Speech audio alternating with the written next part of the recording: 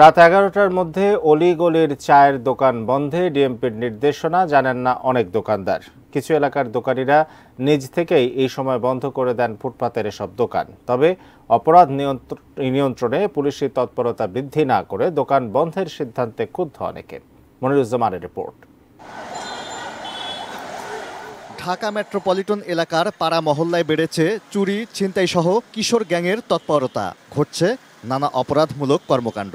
March মাসের অপরাধ পর্যালোচনা সভায় ডিএমপি কমিশনার এসব অপরাধের জন্য রাতভর চায়ের দোকান খোলা রাখাকে দায়ী করেন। রাত 11টার মধ্যে অলিগলির চায়ের দোকান বন্ধের নির্দেশও দেন তিনি। মঙ্গলবার রাত 11টার পর রাজধানীর বিভিন্ন এলাকায় ঘুরে দেখা গেছে ফুটপাত সহ অলিগলির চায়ের দোকানে নিজেদের মতো আড্ডা দিচ্ছেন স্থানীয় কিশোর থেকে বৃদ্ধরা।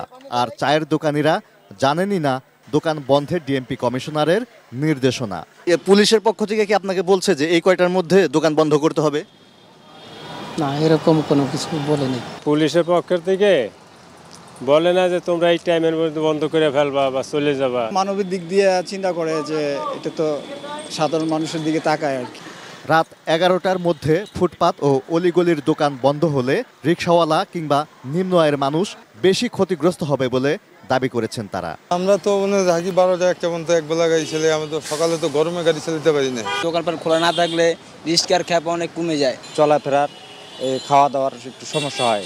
ডিএমপির নির্দেশনা নিয়ে নগরবাসী ভিন্ন ভিন্ন মত দিয়েছেন। অনেকে সাধুবাদ জানালেও কেউ কেউ বলছেন অপরাধীকে নিয়ন্ত্রণ না করে পুলিশ নগরবাসীকে নিয়ন্ত্রণ করার চেষ্টা করছে।